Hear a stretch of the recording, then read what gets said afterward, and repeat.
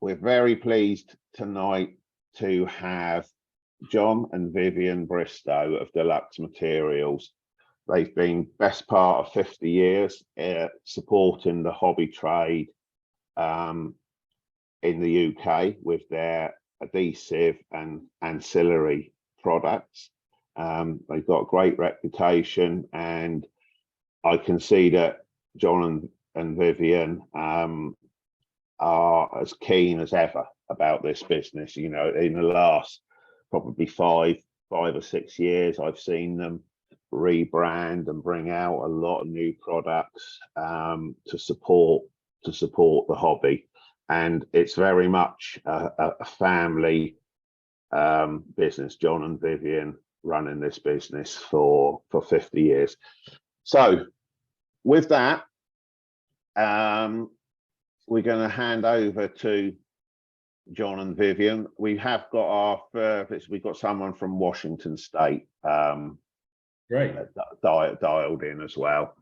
Okay, so I think we're recording. So over to you, John and Vivienne. Thank you. Right, good evening, everybody. I'm hope you can see that I'm Vivienne and John is over there. We started our business, as Barry said, almost 50 years ago. I think it was, we didn't have any great plan at that time. We were both straight out of university. John had studied chemistry and then had done a master's degree in lubricants. I had, my degree was not quite so useful for model aeroplanes and things, as I had studied biology at university. But nevertheless, we started our careers, and Deluxe Materials started really almost by accident. John decided that he was getting a bit frustrated not being able to get some of the products he wanted for his hobby, model aeroplanes and model boats, and decided that maybe we could find them or locate them, make them, whatever it was. So we started with no business plan whatsoever. And since then, I think that Deluxe Materials has just evolved. It was supposed to be a little thing that we could do in our retirement, but it hasn't quite worked out like that. And we are now exporting and selling to so many countries all over the world. And it does take up most of our time. So I think I will hand over to John now. Yeah, and I will say, yes, what Vivienne missed out saying, we objectives really of today's talk is we want you to learn something. And I think it gives you, we're hoping to give you a bit of a unique insight into the runnings of a small company in England, and more importantly, enjoy the talk. We will also like your feedback at the end, and I've just been talking to Barry about enabling that process. So we will be giving you some forms and questions just to give us some scores, because we always like to evaluate ourselves. We'll incentivize you by giving you a prize, probably something like £50 worth of products that you can go and collect through your local hobby shop. And we're very keen on supporting the trade. My first product actually was a metal-filled silicone rubber, because I was fed up, I suppose, is the expression of silicone rubber burning away. And so I decided to develop a metal-filled silicone, very heat resistant, and it worked, and it really caught on. And that was really our first product. So you can see a little picture of it there in the slide. Today we make, I counted them up, almost 150 SKUs, individual items, different sizes, and we cover adhesives, finishing products, cleaners, adhesive applicators, that little pin flow device there that you see for the plastic modelers, puts the tiniest bit of plastic glue down when a brush can be too much, and scenic material, so we can make plastic go rusty. You know, we're right across the board. Here's our offices and manufacturing plant in the UK. We have a great team of people, and we're a team of 8 people, and we sell to 40 countries around the world with 2 directors and a great team of loyal staff that you can see there in the slide. As I said, this is a split of the business. Of course, we're selling into radio control, railway modelling, plastic modelling, even doll's house. So you can see a split of the business. The RC segment is probably the biggest segment, though that's probably a couple of years ago. I think railway has probably grown considerably in the last few. Yeah, I think it has. Yeah. I think railways Railway. almost catching up. Yeah, with the decline in the DIY element, I think in radio control, you know, ready-made models has probably affected the need for adhesives. We do still need them for repairs.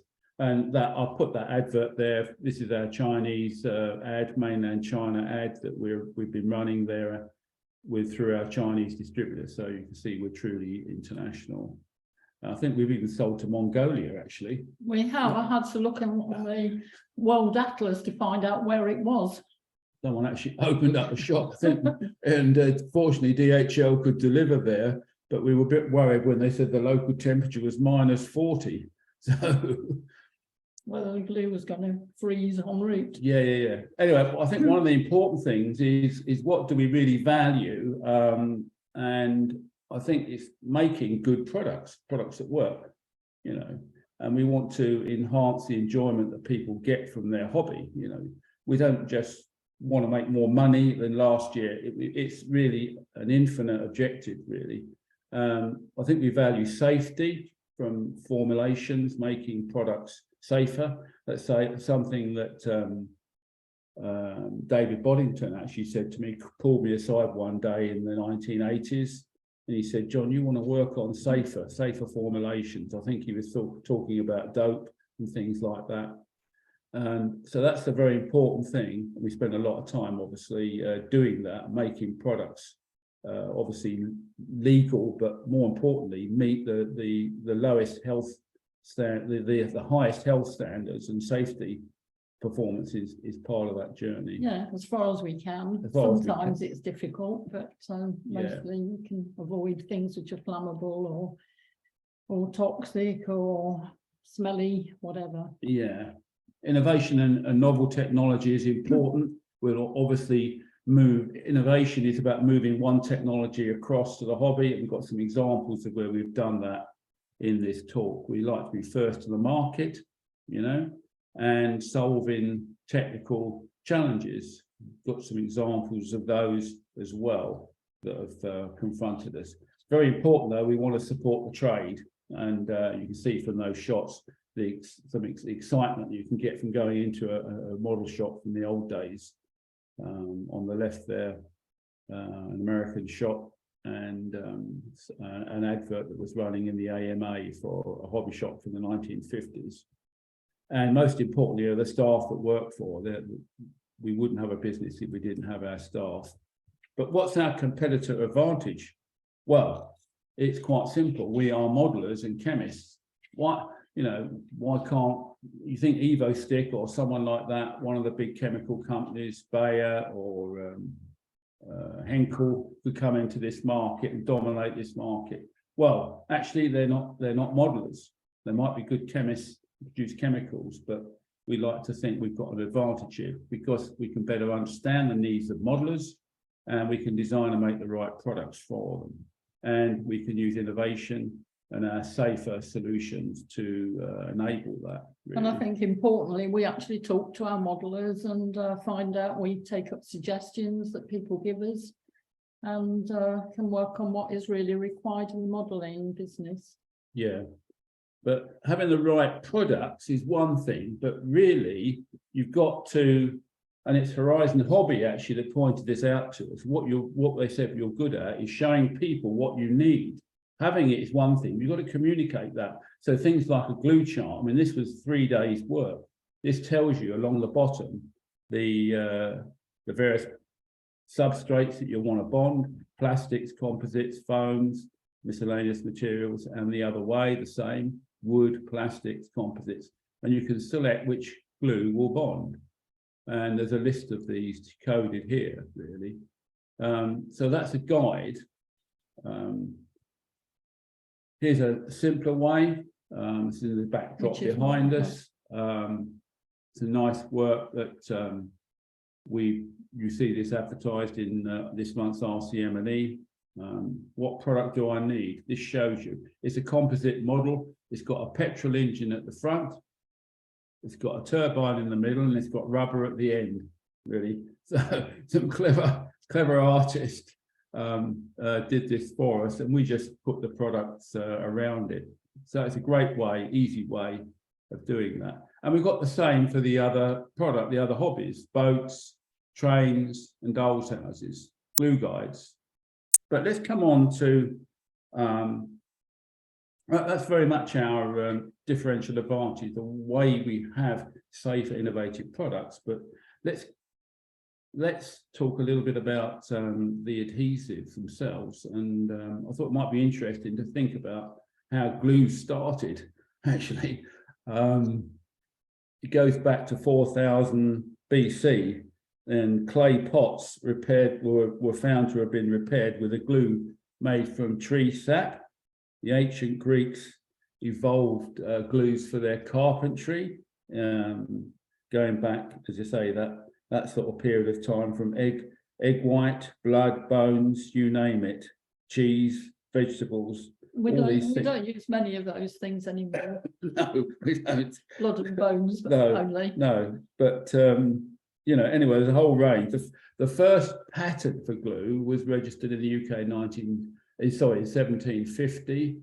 PVA, the white glue that we're all familiar with, that was first polymerized in Germany, first created by polymerization of vinyl acetate in 1912. And by 1920, they'd managed to polymerize it in water.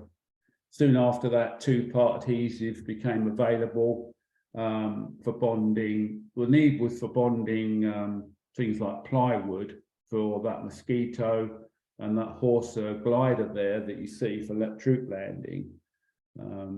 These glues needed to be resistant to bacterial growth and water.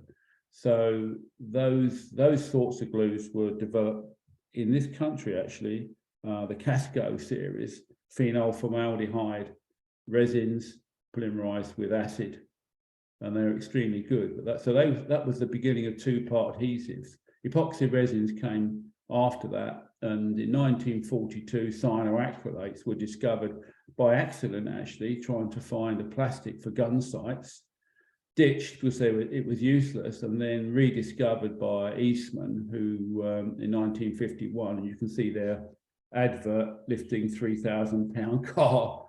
So that's a little bit of the history of glue. But what is an adhesive? Well, it's any substance that applied to the surface of material that binds them together and resists separation, right? So let's have a closer look. So an adhesive, there are two types of forces here, the adhesive forces and the cohesive forces. The adhesive forces are the things that stick the surfaces A and B to the glue C. It's that force there. And the cohesive forces, the ones that hold the adhesive itself together. If you look a little bit more detail, there are various types and ways in which these forces are enabled. The first one is probably the most common one, is that how white glues dry out. As they dry out, they basically tangle themselves up. Long polymers just basically get like string would. So as a wet joint, you can see the polymer material would slowly dry. This would coalesce. And the clever thing is actually making them coalesce right down to low temperatures, 2 to -6 centigrade. Some people like to do modeling outdoors in the cold. Well, the glues, if you get too cold, they simply won't set. Then there's the chemical bonding, where you've actually got a reaction. Epoxy is a common execution of this, and you can get some adhesion again to the surface, chemical adhesion there. with these types of bond. These are probably the strongest. And with plastics, you're essentially welding plastic pieces. So the polymeric material is mobilized by the solvent glue, and the polymers actually move into each other, so you end up with a homogeneous material. Some of these glues are supplemented with solid plastic material. We make a range of these under the Plastic Magic brand. So they're types of bond. But we're always getting asked, how do I stick, you know? What you need to think about is what's going on at the surface, because you're really bonding only the thing that's on the surface. So I've got a chart here on the left, which is about bondability of materials or the surface energy. So the things on the left are easily bonded, metals, glass, fiber, you know, and there's some other things over here, wood, whatever. And the things that are difficult to bond are over on the right-hand side, you know, epoxy composites, nylon, polypropylene, Teflon, and you'd put fluorosilicone there as well, and silicones would be further over to the right. So this glues, if you put a glue on there, on this chart, position of glue, it will bond everything to the left. It won't bond. Now, cyanoacrylate's quite a good adhesive because it's got a low surface energy, so it wets the surface. So this is what I mean by wetting, spreading and going into all these little crevices. That's what it's got to do. It's got to go all the way around these and then set and cure. And that's like mechanical cooking. And it's called physical absorption. Now, later I talk about, well, in fact, in the next slide, it's possible to change the surface properties. And we sell a product that does that. It's called Tricky Stick. So what you're essentially doing is moving the surfaces like nylon and polypropylene. It changes the surface and it moves it up here, so to the left of the cyanoacrylate glue. That's basically, you can bond polypropylene. Clever, huh? Yeah, we use that to really solve some problems at Nuremberg Toy Fair one year. And an Italian designer come up with a nylon clutch. It wasn't working, and we glued it together for him. Was he a happy man? Let's have another look at some of the glues. There's big differences in the white glue technology, and I'll try to explain this on this chart. So if you take like a PVA, I've got our speed bond. Now, this glue is different to the speed bond you'd buy in a DIY shop, the white glue you buy in a DIY shop, because it's built from a very hard polymer. Why hard? Because it sands nicely. And it's basically built from a monomer called vinyl acetate, which is then polymerized. So these joints are fairly rigid, right, when they're polymerized. They're quite stiff, so they sand better. In contrast, our RC modeler glue is built from a softer polymer, vinyl acetate ethylene, right? And if you polymerize this, you end up with these joints actually can move around and flex. So the molecule is very mobile and soft, exhibits it as a very soft bond. And then you move to what I call these more advanced emulsion glues, aliphatic resin. This is where it's very similar to the hard polymer used up here, but some cross-linking takes place, right? So this results in something that's easy to sand, like the white glue. There's greater strength because of the cross-linking. It's almost getting like an epoxy, but it adds things like waterproof qualities. So it's great for boat modelers and gives greater joint stability. So you get less movement and stuff like that. And you'll find these things used in the building industry for exterior protection, but we're using them in model making. So that's sorry about the technical aspects of that, but I thought it's just worth showing. I'm trying to explain simply what's going on at the molecular level. A little bit of marketing here. What's important here, particularly for the trade and the consumer, is actually how do you find the products? Well, you need clear labeling. So if you went back 15, 20 years, our products didn't look as if they came from the same company. So we've standardized our labeling. So we've got a clearly and consistently positioned master brand, Deluxe Materials, with this sweeping device. We've got clear and relevant propositions, relevant for the modeler, for protecting foam and wood surfaces, meaningful, and all the, what I'll not call the instructions and the safety data, the boring stuff is on the back or on the side of the label. You know, there's a lot, we use a lot of wrap-round labels, because we have multi-languages. Yeah, it's always a problem trying to get all the information on the labels. But yeah, we've had to resort to having ones that peel back or wrap around. Anyway, we do our best, and if people need any extra information, they can always look on our website and have a look at our videos. Yeah, that's right. So let's just talk about, I thought very interesting to talk about some of the technology that we've used for our some of our safer products. And the one I wanted to talk about, which I don't think any other company in the world markets, is superphatic glue. It's a non-fuming, non-brittle alternative to cyanoacrylate. It was in fact our entry product into the US for people that were allergic to super glue. Right, so developed really for just traditional bolster construction. The idea is it will go in, it will creep into joints and soak in, and a bit like tree roots, deep tree roots, it will get into the wood and dry out and find places where it needs to go, almost intelligent in the way it works, really. But it also bonds plastic and carbon fiber, actually. So you can see the carbon fiber here being glued. And of course, if it bonds plastic, it will also bond foam, and it will bond hinges rather well. Well, when we've got every possible hinge in the world, and when we stuck them, we showed that it's really excellent in terms of stronger than the balsa wood, plenty strong enough for hinges. So it's a great glue, and of course it's water cleanup, which is nice. So a lot of people use cyano for this sort of job, which is a one-way trip.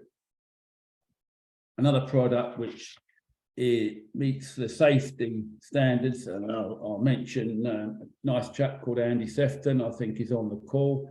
It's one of the models. We've done a project here to try and show how nicely this resin brushes out. It's an alternative to epoxy, which it's non-sticky. It dries in about 30 minutes, and you can sand it, so it sets up quite hard.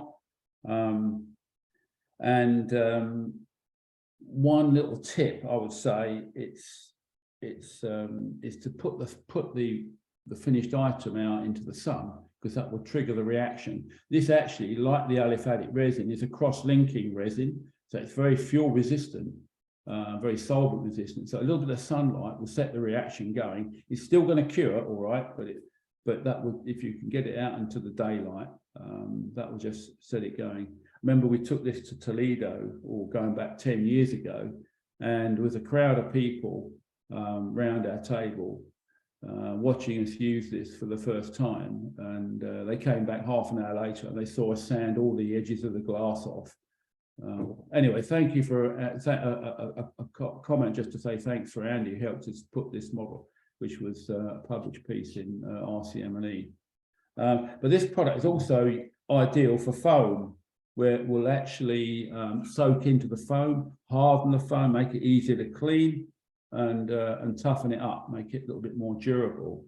And we've got some examples of that as a nice piece that RCM&E published on a Mustang that was made authentic. How about a few products for jet modeling, jet oil, and especially epoxy, right? We have got and have developed a non-drip epoxy for composites. It's called Aerotech. Why have we got that less than sign? Because someone owned the TECH brand, so we changed the E, still sounds the same. So, and as you can see, it's sixotropic the way it behaves, and you comes in a cartridge, and you basically can run the glue, dispense it down. Jet modelers will be familiar with this method. We optimize the strength here to work best on epoxy composites rather than some other materials. Now you might say, how come you can bond epoxy with epoxy? Well, actually, what we did, we moved the glue to the right-hand side on the chart. So we moved it further over to the right. So epoxy would be there, and we moved it so it will still bond, so it will bond epoxy. So we, rather than change the surface, we changed the product, all right? It's a bit like paint chemistry. How can you put a second coat on the same paint? Well, you just change the surface energy of the paint with some additives. Again, we needed to prove this. It's all very well coming up with the right product. So we tested it against the industry leader, a range of materials, plywood, hardwood, aluminium, epoxy carbon. We found an independent laboratory, and we published the results in RCGI magazine. And you can see the glue is actually stronger than the substrates. It pulls the surfaces off. These things are quite happy. We went a stage further and we checked out. People told us we need to check out, because people might use this product for fuel tanks. So we just set up a 5-year test, pulled the product out after 5 years, and the bonds were still hard. I'm not sure you intended it for 5 years. I think we forgot about it actually. Then we It's realised still there after 5 years, we got it out, and all the bonds were perfectly good condition. Very impressed, actually was, you know. Then we come on to the jet oil, and this is probably something I'm particularly proud of. We had, it was Colin Strauss, who at that time was with Ripmax. He said, John, I know you can develop oils. Can you make us something for the jet modeling? We need something. We were worried about the emissions from the small turbines that are being used. And we talked to people like Dave Wiltshire, who was on last week. He mentioned, I think he mentioned this oil. Thank you, Dave. We basically, the issue here is that full-size turbine oils, which people were using. Dave talked about this last week. I overheard, didn't he? He did, yeah. Briefly. Yeah, they're not meant to be burnt. They're essentially hydraulic oils. They run. They're running a lot of things. I'm talking about the oils that are used on full-size aircraft here. They're hydraulic oils, so they contain additives which are not particularly organic phosphorus materials, which are not meant to be passed through the combustion chamber. The other alternative is two-stroke oils. They don't work because they don't have the thermal stability that you need for a turbine engine, particularly when it shuts down. In the two-stroke engine, oil is passing through the engine very quickly, so it's not sitting inside the engine for very long at a very high temperature. So there was a need for high thermal stability, and more importantly, we wanted to use some really latest pure synthetic materials actually that have come onto the market, much more recent than anything being used in any of the full-size turbine oils. And I thought these will make the ideal base stock, and they're particularly clean materials. There's a shot down here of how, you know, comparing our oil with a two-stroke oil, you can see the difference in thermal stability that you get. So we ended up with an oil which was basically had no toxic aromatics, certainly no organic phosphorus material, was non-flammable, easy to ship. Important for the dealer here. One thing is having the product, but this is actually making a product that's available. So you haven't got to go and knock on the door of your local airport or whatever and buy turbine oil. It's now available in your hobby shop. So the dealer can make it available to modelers, and it's available throughout the world. So it's easy to ship, non-harmful to use, and we put some nice cosmetic features in. So it had a nice odor. and we dyed it, which full-size turbine oils aren't. Dyed it for quick recognition in turbine fuel. I mean, if you're making the oil yourself, which we do, this is not a rebranded anything. We designed this from scratch. You know, you can do these things. You have complete control. So the design criteria was actually to match the high temperature performance of full-size turbine oils, which were working very well. So you can see here our power model jet oil compares in 210 centigrade for 22 hours, compares favorably with a full-size turbine oil. And this was another oil actually sold for model jets, commonly available out there. It just shows you the difference. We like testing things to the limit. So I'm indebted to a chap, a very nice man called Jeff White, and some help from my friend Peter Brett, who worked with closely and he and I conspired to work with, in this case, it was AMT, the turbine manufacturer. Jeff had an AMT engine. We had this built, stripped, rebuilt and spec'd, ready for this test. We agreed the test procedure here with stop-start conditions. So there was plenty of heat soak, and we tested it for 10 hours, put 283 litres of fuel through and 13 litres of oil. And we tore the engine down, and we got a nice reaction from AMT, who stripped it and photographed it for us. It's quite a feat, actually. It wasn't the neighbours we had to tell, it was people 2 or 3 miles away. Do we confess this was in our back garden? Yeah. And yeah, we did tell the neighbours, but we omitted to tell the people that lived 2 miles away. So there was quite a lot of chat on Facebook saying, does anybody know what that noise was? And I will say it was one of the worst days of my life. Anyway. But it worked. Anyway, it worked, and you can see, so good old Jeff helped me, and a very successful piece of work. It's how we like to do things. But here we actually designed, there's no test for turbine oil, even today. So 55 million revolutions, all right. Don't get too long, no. Till midnight. Yeah, okay. And we've got approvals now today from 8 manufacturers so far. You see the letters, and we got it in use by pilots in the US, and you see ASA Aerosports on the case. But particularly interesting are some of these other users. Gravity Industries, Richard Browning's using it. This is a turbine man with his backpack, now working with the military. And Embry-Riddle, I had an email from an ex-NASA engineer who since joined as a lecturer at Embry-Riddle Aeronautical University in Prescott, Arizona.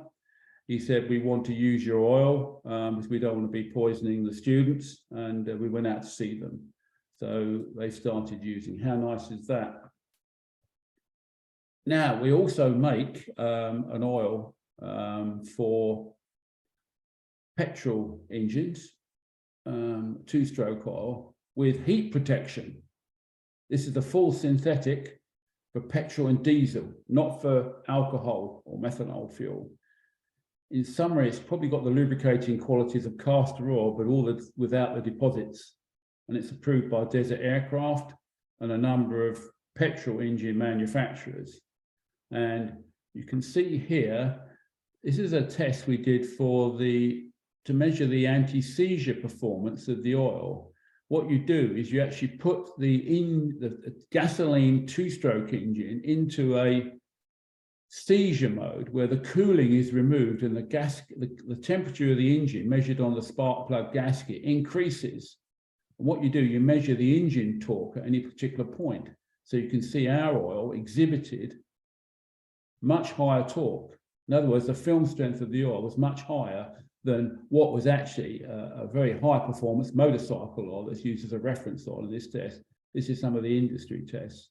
Other features of the oil, obviously it's got a very, very high flash point, 290, right? You look at castor oil here, 230.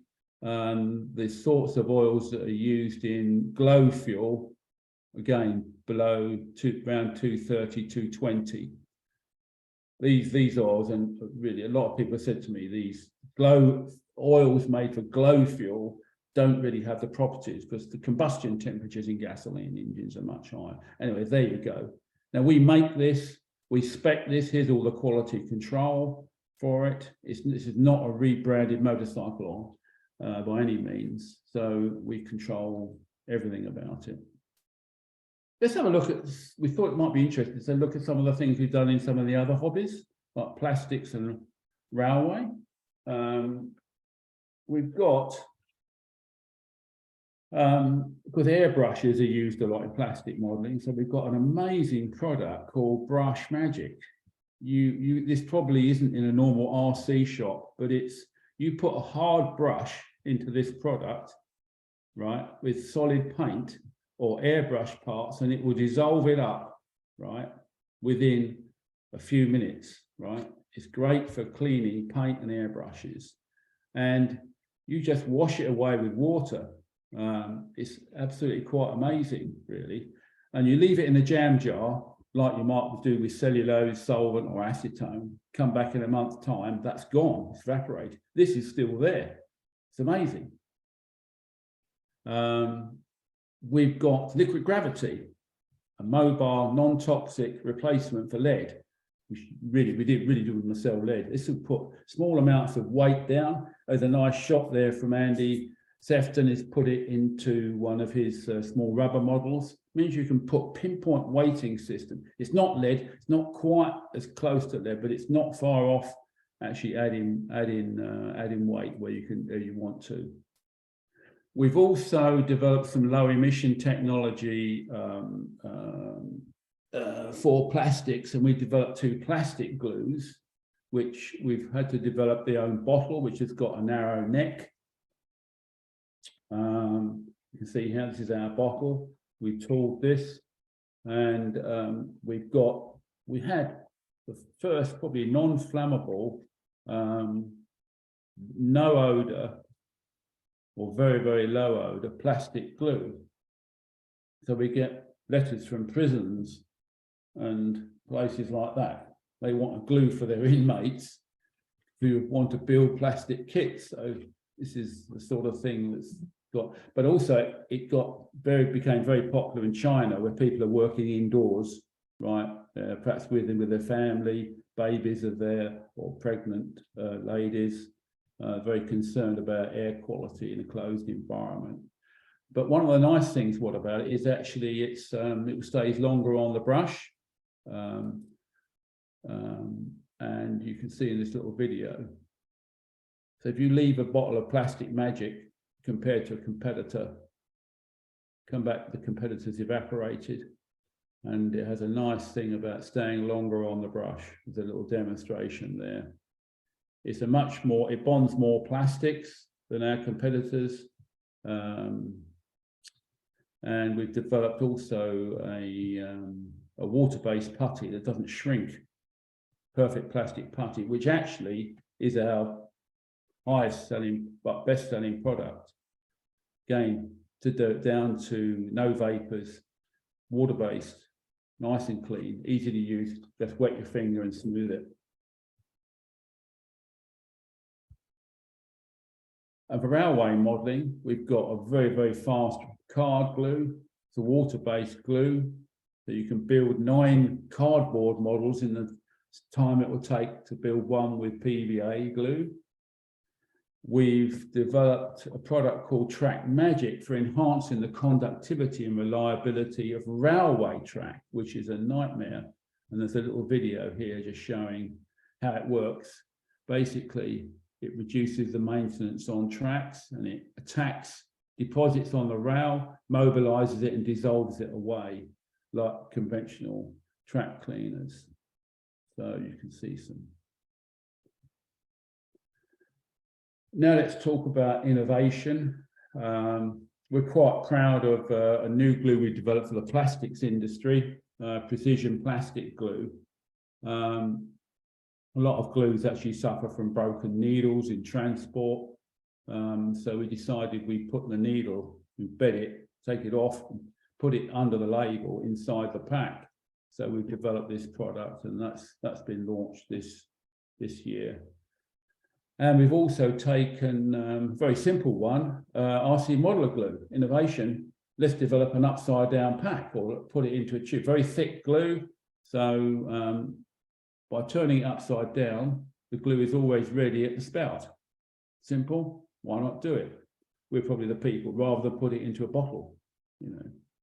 And then finally, we've used, when I say innovation, we've moved technology here that's available for what I call high pressure paper filtration technology, where high strength is needed, high wet strength for things like coffee filters and those sorts of things. We moved that to develop a lightweight 13 gram, 12.3 gram actually, per square meter tissue paper. And we've managed to colour it and brighten it. We've actually got one of the models here that Andy Sefton kindly put together. It's gone together, it flies extremely well. So there was a shortage of tissue in the market with good wet strength. So we hopefully have addressed that market. So I think it probably took at least a year, didn't it? About a year's work, yeah, maybe 18 months, you know. We had a lot of disasters on that, I'll tell you, trying to get the colour or consistency of colour into the tissue. We've got quite a lot of wrapping paper upstairs. We've got rolls of pink spotted tissue paper and so on. Yeah. Pink spotted, blue spotted. Yeah, if anyone wants any tissue paper, so we've got plenty of it. Of course, they're every colour. You can't just make 5 meters or 10 meters or 100 meters. You've got to print 5 kilometers. Right, creativity. This is, here's some examples really how we use creativity to actually make a nice tissue paper with pre-printed designs on it with scallops and stuff like that. We've got a shot of it. This is actually I've actually printed the paper out on this paper. This is a sheet of it. You can see the beautiful designs, stars, stripes, and things that will be almost impossible to reproduce. Well, we've actually put it onto lightweight tissue paper. And I think this must be a world first. I think the sort of thing we like to do. It's one of those things you don't know that you can do it until you've done it, and I mean that sincerely. But I also like to pay recognition to one of the ladies, actually, Suzanne Henwood, that works for us. So she's great at coming up with headlines like that tricky stick product, more Bond than 007, you know, what a great headline, you know. And she can do these lovely designs which you need to communicate the product, you know. You get your model done. This is work I've got going on in the US with a nice couple, Bob Benjamin, who's an AMA member. But consumers play an important part in our product development. They bring us new ideas. I think, Vivienne, you know, we're constantly going to, we're not constantly going to shows. We go to the main shows, so we can use those shows and talk to the consumer to do brand or pack research, you know, get things right before you launch it. Here's some piece of work we did at the Plastic Modelling Championships. We were wondering whether we wanted making water or Aqua Magic. What was the best brand? Well, the consumer told us it was Aqua Magic, and that's what we needed. Mainly because of the Latin derivation, it worked better across our European. Yeah, Aqua's widely recognised. More widely recognised, you know. So things you don't think about. Here's another piece of work. We've developed a liquid that you can dip scratched or damaged plastic pieces into, pull it out, and it shines, right? It looks like glass. So what should we call it? You know, looks like glass, easy shine, plastic shine, make it shine, reflect. You know, so we researched those, and you know, looks like glass, came out the best. And we thank our modelers for helping us to come up with these. Yeah. names. Yeah, it's been very well received actually, that product actually. So how about some tips on things perhaps you didn't know working with cyano? These are like gluing ideas that have come to the end or near the end of the presentation. We say super glue, most people are working with super glue. You should really store it in a temperature 4 to 14, not in the freezer. Keep it in the fridge and bring it up to room temperature before you use it, I'd say. And certainly if you're opening it, point the bottle away from your face if you're opening it. And when you're dispensing it, I'm probably indebted to Ian Richardson for these idea is basically when you dispense it, squeeze the bottle, apply the glue, bring back, and then release the bottle. And that will draw air back down the tip. These little rocket glue tips are ideal. If the glue does set on the tip, then you just snip it off. And if it does set on the tip, it means if the bottle doesn't fall over, it won't leak, and it seals the bottle essentially. So, and you can use Teflon tape around the cap. And if you're worried about fogging, obviously there's odorless or special grades of cyanoacrylate to use. Like we say, warm the surfaces, particularly plastics. Then we've got a product called Fix and Flex, which is a very, very low energy glue. This actually was developed for the car industry, but it's a very, very advanced silicone chemistry with much better adhesive properties than silicone. But you can mix microballoons with it. It's an extremely good glue on its own. It's completely transparent, UV stable, and you could mix up a filler for use in patching up foam models.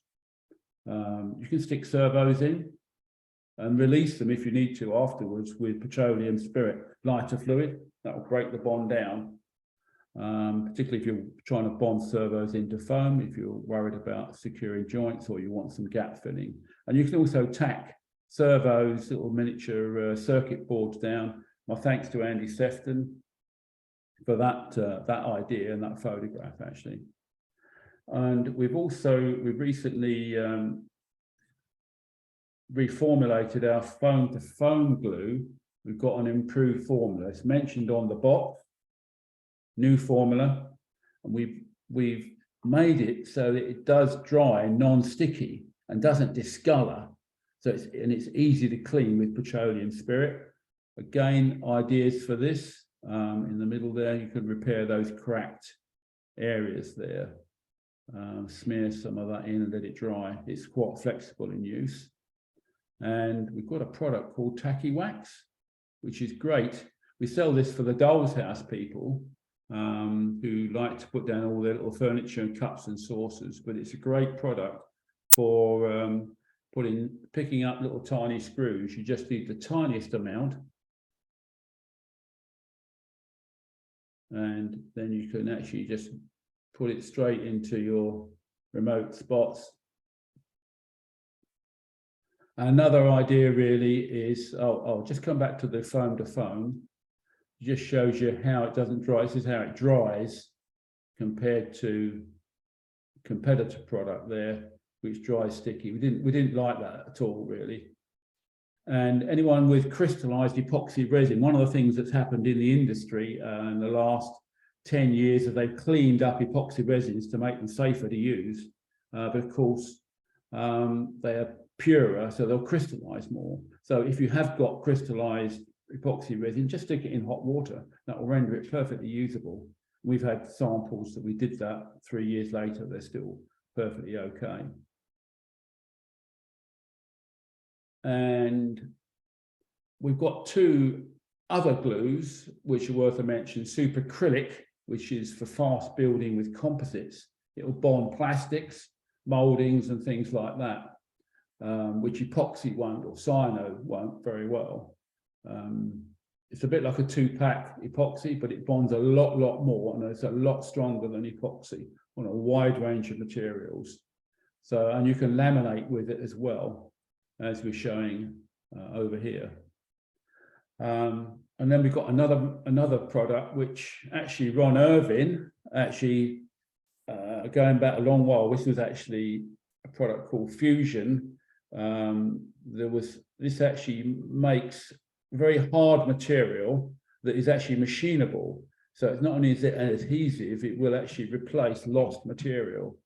So lost lugs, and we've had people actually create in World Championship broken engine mount lugs and things from it. And you can even use it for your domestic use here. Here's a jug handle that broke, and this is acrylic, hard acrylic, and I wasn't going to mend that with epoxy or cyano, but you know, we mended it with Fusion, and it's perfectly okay. So all those broken fridge pieces, you know, that crack, this is the glue that will do it, and it's amazing, it works. So that brings me close to the end, but it's worth, I asked myself, what is our vision and what are our challenges?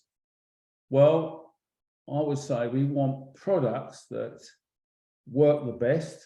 We want to continue to develop innovative solutions, to develop and use safer chemicals as they come onto the market, and also reducing the environmental impact of what we do, really. So searching out new chemicals, packaging that reduce waste, really. And you see some of those things that we're already talked about. But I would like to thank, actually, particularly some people that have helped Vivienne and I on this journey. We wouldn't be here today if it wasn't for Ron and Margaret Irvin. Ron, well, we might be, but they certainly helped us in in the early days, 1973. Yeah. I remember our first customer, and a great rep, actually, Ken Morrissey, who I think you probably know, Barry. Speed Control, I'm world champion. And those are the people that really helped us in those very early days. And there are a lot of other modelers, but I've listed them there. Andy Sefton, love working with Andy. Jeff White, who helps us with turbine stuff. Bob Petrie with design and ideas and jets. Tested our jet oil in the very early days. Roy Thompson from my Basingstoke club.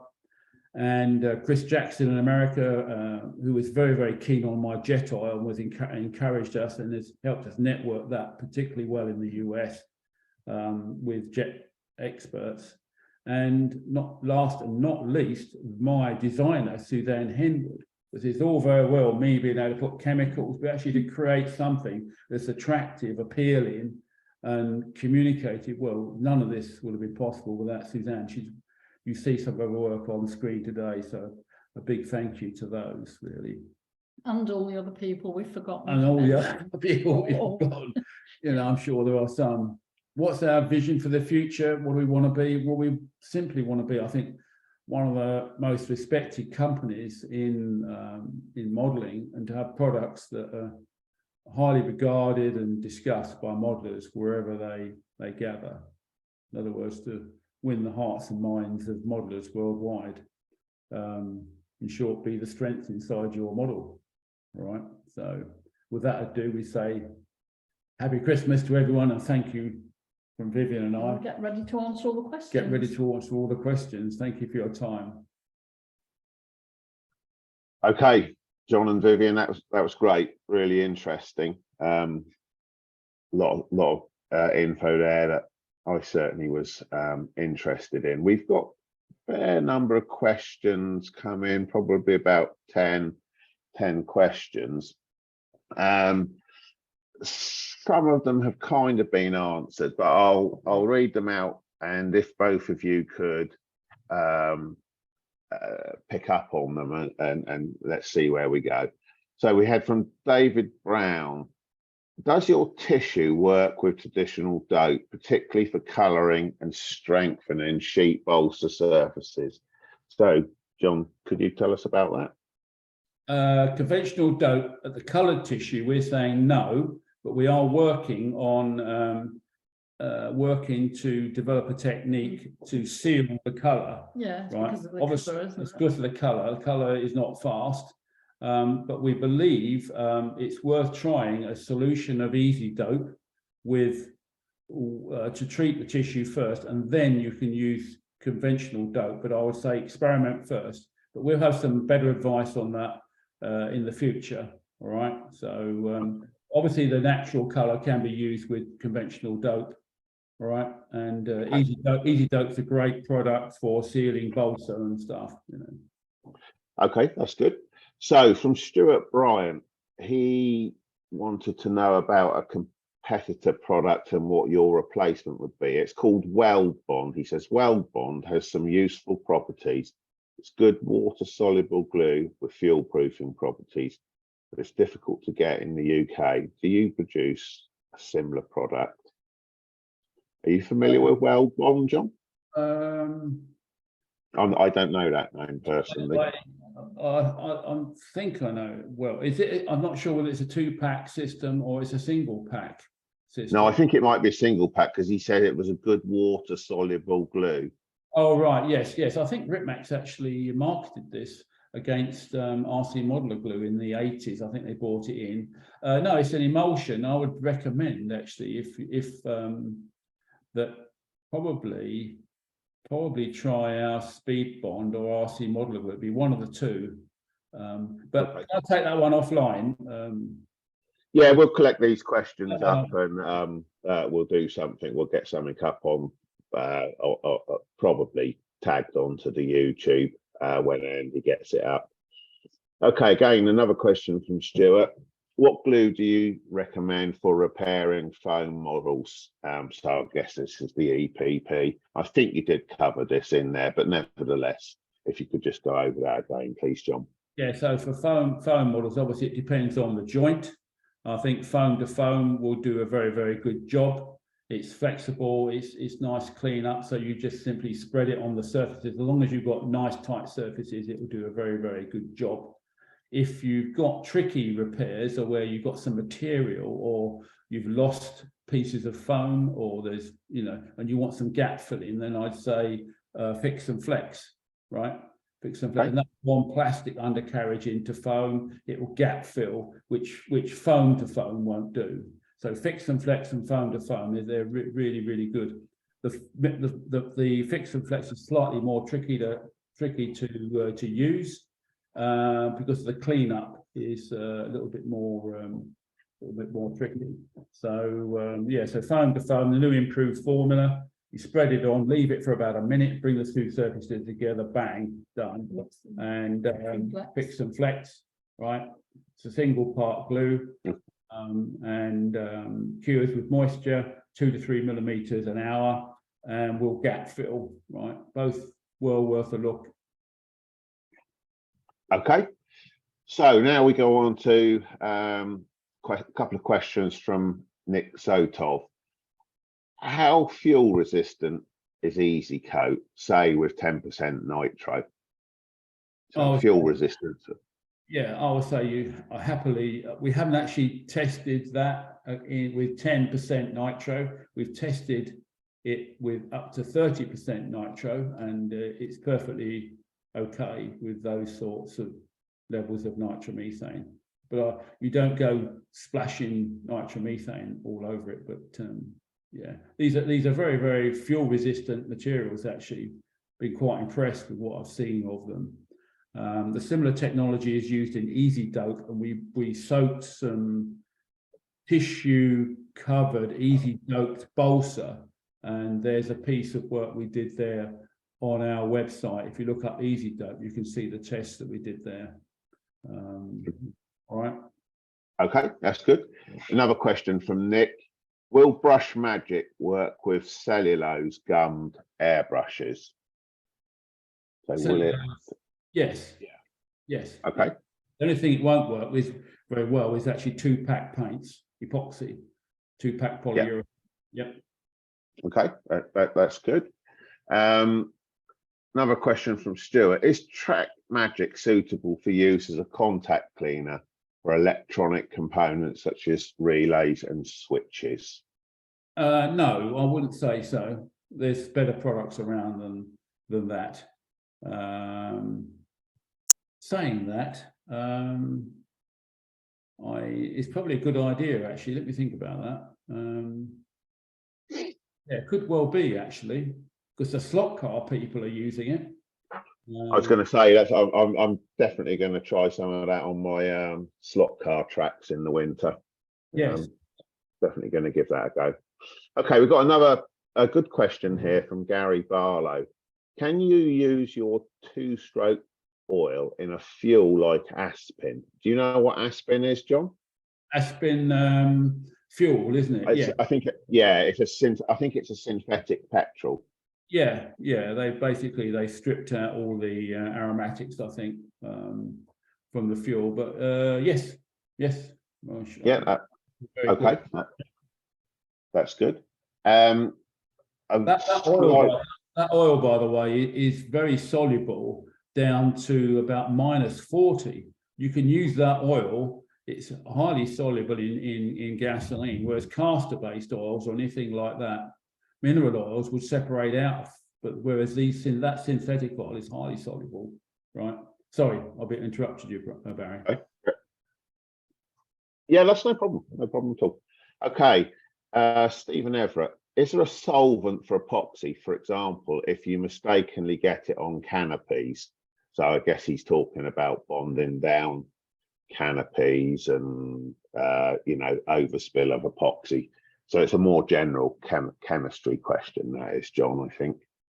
Well, alcohols obviously are very good. Isopropyl alcohol will clean up wet epoxy. So I'd go at it before it cures, for sure. Once it cures, then you're into a much more hazardous chemicals and things like chlorinated hydrocarbons, which will dissolve epoxy resin, but they probably also dissolve the canopy. So you're onto a hiding to nothing there, really. Okay. Yeah. Okay, we've got a question from Jim Wright. I suspect this is the Jim Wright who done all the 100-year celebration work. How do low-cost, cheap cynos differ from your products? So what's the differentiator with those cheap cynos that you get in places like Poundland and the premium products like you sell? Essentially the purity and the way they've been stored. Because as soon as our product's been manufactured, it's kept stored at between 4 and 14 centigrade. I mean, that's probably the key thing, and also the way it's actually packaged and dispensed, in these nice bottles, right? So you can see what you've got there. These are the main differentiators, and you see the purity comes from you'll see that in the way it works. It's they're very active. They work when perhaps other cynos don't work very well. So the activity and also the storage life, I would say, Okay, yeah, that's good. Question, John, from John Stuckle. The glue chart that you showed, the glue bonding matrix chart, where's that available? It's on the back of our catalogue. People can buy one of our catalogues, and it's on the back page, and it can be downloaded from our website. Right. Okay. Yeah, that's good. Can epoxy be made conductive, e.g., for repairing heated rear screen tabs? Broken heated screens. There used to be some kind of repair materials for that ages ago. Yes, you've got to put silver into it. Yeah. Which is a very expensive task.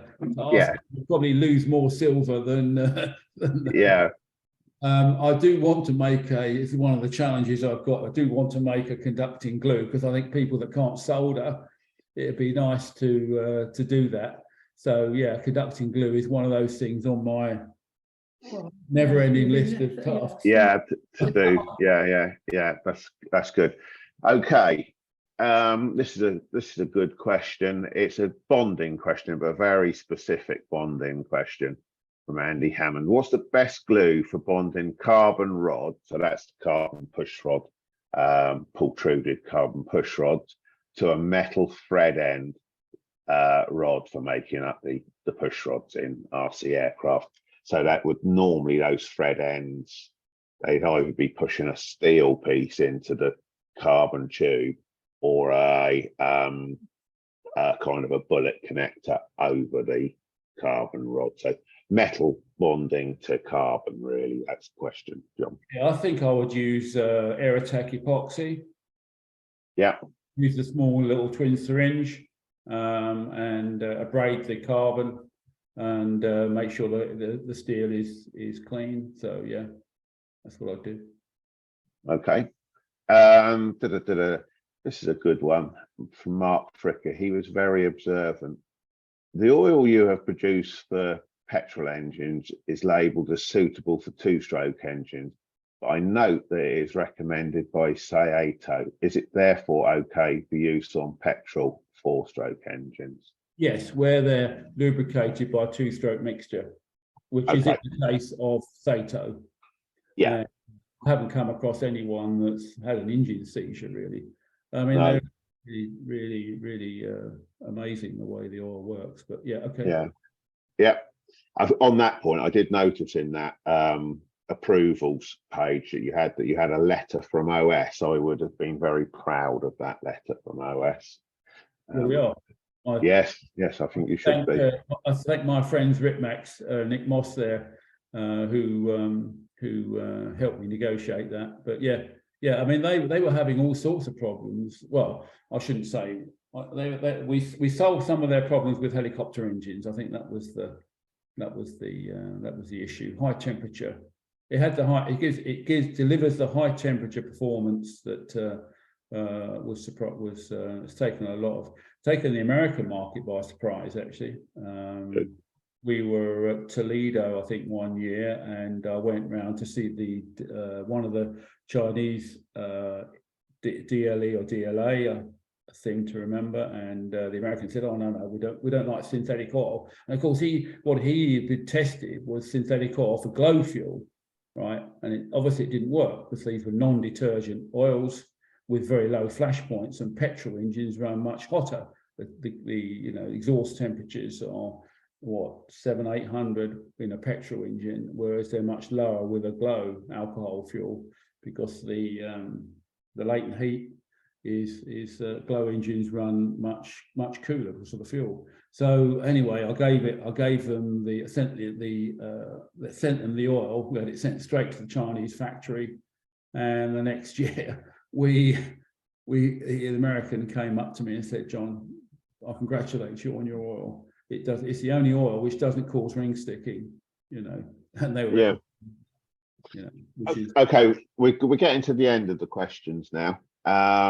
Still a couple to go, and they're quite good questions as well. There's two questions that are really about Easy Coat, and they're asking about putting dope over Easy Coat. So if you were covering nylon with dope and it was going over Easy Coat, and will Easy Coat take all types of paint, e.g. acrylic, water-based, or oil enamels, or does it need a primer? Yeah, certainly it would take most paints. I've not come across a paint it won't take. So all the water-based paints, cellulose, and there's a piece you can download off our website, I think, which we tested it with dope. I think Andy Sefton did a piece of work for me. So conventional dope, 2-pack paint, water-based paint, acrylics, cellulose. Yeah, it's safe with all those materials. I mean, this is a highly cross-linked polymer. It's pretty solid material. It's the nearest thing you'll get to an epoxy finish without being Okay. Question from Peter Becker. He was one of our attendees from the USA. What happened to Easy Cover Dacron fibre covering. I'm not familiar with that product. Was that something that you were making a little while back, John? No, don't. We never got involved with covering materials. Not really. No, okay. Yeah. Nearest we've got is with the easy tissue. No. Yeah. Aerocoat catalyst. How long? What's the shelf life of? Do you still Aerocoat catalyst? Yeah, Aerocoat catalyst, a common one actually. Aerocoat is a it's a female formaldehyde resin that's catalyzed with dilute organic acid, and being Yes. organic acid, it's unstable. So that's the weak point in the formulation. So when you buy a pack of Aerocoat, put the acid into your fridge if you're happy to do that. I would say it's at room temperature, it's going to be at least about a year. You know, I think we say 6 months in our packaging, but keep it in a cool, dry place. But you don't throw it away though. Just the easiest test is actually to get some Aerocoat, mix it up 10:1, I think it is the ratio, and brush it onto some hard wood. And if it cures, then it's fine. You know, Good to go. Good to go. Yeah, absolutely. You know. Okay. That's it with the questions. Okay, very good. They always come in after we finish, but I think we've run hour and a quarter now. I'd really like to thank you both for the time that you've given us this evening, and certainly a lot of good knowledge there. We really do appreciate it. Yeah, we're getting the thumbs up and the nice comments coming in from all of the attendees. Yeah, I'm really pleased with how that went. Thank you very much, both of you. Oh, no, you're welcome. It's a delay. It's a pity we can't see our audience here. It would be lovely to see everybody. We can do that. We can do that, but we have to bring them in. Sometimes we do that on kind of a slightly more casual subject. I don't think I'd like to do that tonight. Yeah, with the more casual ones, we bring them in at the end and have a chat, sometimes 15, 20 people. Yeah. But I am hosting this one myself tonight, so we won't do that. Okay, I think that's it. We're delighted, Barry. Thank you very much for everyone who's joined us. We hope you've learned something. There's that survey which perhaps you can fill in that we can always want to make. Yes, we'll get that sorted out once Andy Simmons comes back. We'll get something pushed out. Andy will be able to tell who's been on this. On this presentation, and we'll send that survey out to those people. Okay, all right then. Thank you very much for inviting us, and